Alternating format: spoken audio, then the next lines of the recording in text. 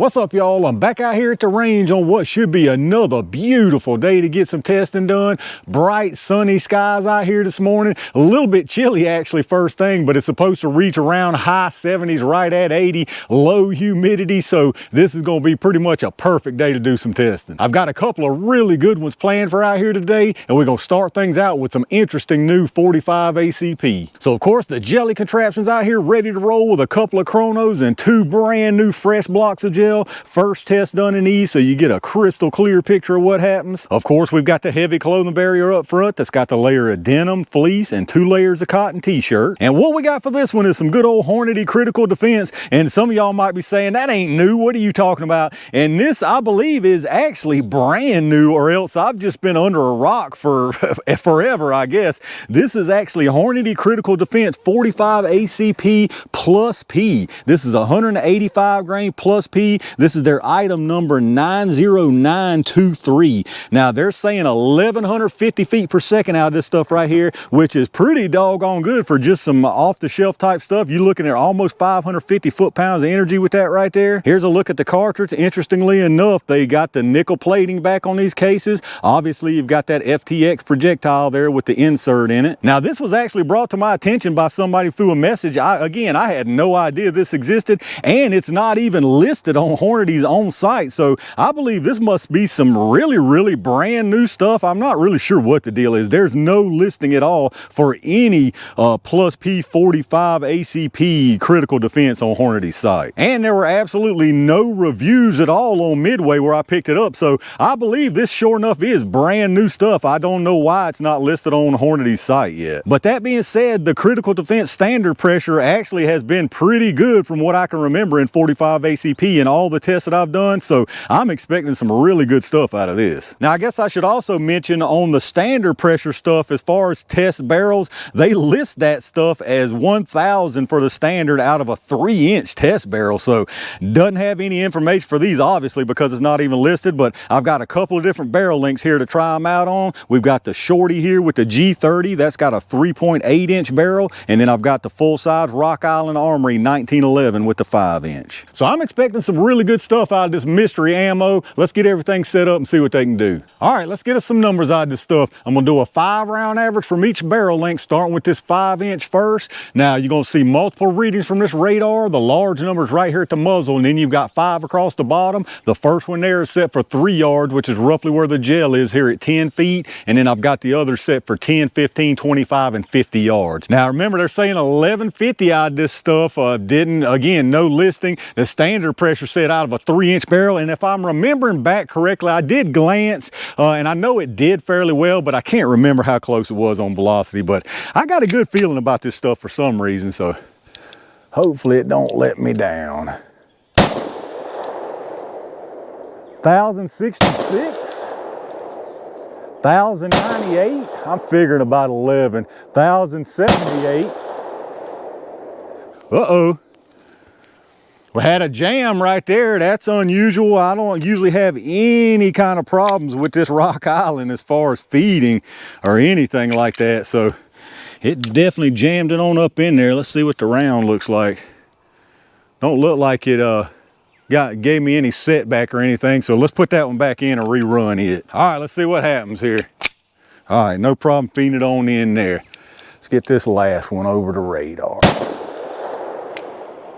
And 1103, I was gonna say that one actually felt pretty good. We might have had a little setback right there. Let's check out the average. All right, not terrible right here, but not what I was hoping to see for sure. We had a 5-round average of 1086, 37 extreme spread with a 14.9 standard deviation. We did have that one last round go up to 1103, but it may have had a little extra pressure help. I didn't see any setback, but take that for what it's worth. I mean, 1086, that's, you know, what is that? That's 50. That's 70 something short of what they're claiming. So I definitely don't like to see that, but I'm pretty sure that is faster than the standard pressure. Let's get it reset and try the G30. All right, let's try out the shorty here. Unfortunately, I believe we're gonna drop below 1000 on this. Hopefully not much. Hopefully we don't at all, but I feel like we're going to. 1005, right there at it. 1028. 1,036, I think that extra pressure is helping it not lose as much. 1,026. And 1,032, so that was actually really accurate out of this G30. Let's check out the average. I said really accurate, but I meant consistent. We had a 5-round average this time of 1,025 feet per second. Extreme spread was 31 with a 12.2 standard deviation, so nice consistency right there. We did have a high of what, 1,036. Well, actually that low got us down there. That was 1,005. I believe all the rest of them were up into the 1,020 to 1,030. So 1,025 right here, and if you remember on the 1911, it was 1,086, so you're talking about 61 feet per second difference. I guess being 185 and plus P, that does make sense. That's about the kind of loss I guess you could expect with those barrel length differences. All that being said, again, I'm pretty sure the critical defense standard has done well in the past, so I expect good things from both of these. Let's get everything set up. Y'all know what time it is. All right, y'all, it's how good will it be with the plus P jelly time. We'll put one from each barrel length into the gel, starting with this 5-inch first.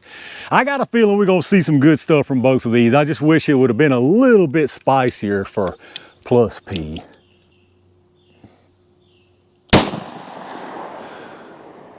Oh man, I think I came out the side. I can't really tell. Let me go see what I got. Yep, it came out the side down there. I get too stingy first thing in the morning trying to preserve my gel space.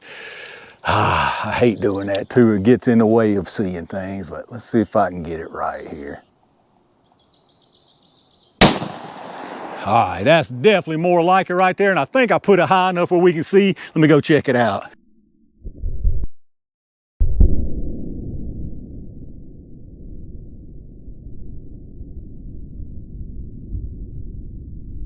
All right, that one ended up perfect right there. I should have done that to begin with. Let's see if I can sneak one of these G30s in there where we can still see everything.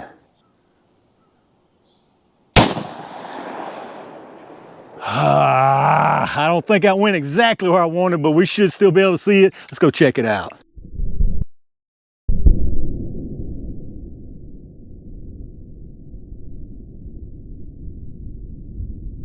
All right, let's check out what we got down here. Very, very nice from both of these. Of course, I put that last one right behind this one, so it's tough to see it, but I'll give you a view from above. Very, very nice performance right here. The one on the top, of course, that's the one from the 1911. Very nice disruption right here. Nice energy transfer. Looks like we got a little bit of fragmentation, but not a whole lot. Keeps on trucking here. Very nice expansion. I mean, big time expansion right here, and really nice penetration to go with it. And then of course down here is the G30. Now it's behind this first 1911. This first 1911 looked pretty much like that one, so I'd say it would have went about the same distance, but right behind it, that's the G30. Once again, really nice disruption, very nice energy transfer all the way through the first block with this one right here. It goes into the second block probably 2.5 inches, and you got some really nice expansion again, but obviously you can tell already without pulling it, not nearly as much as this one, and that's a large part of what caused the extra penetration that we're seeing from this one. So as far as the travel distance here, the one on the top from the 1911,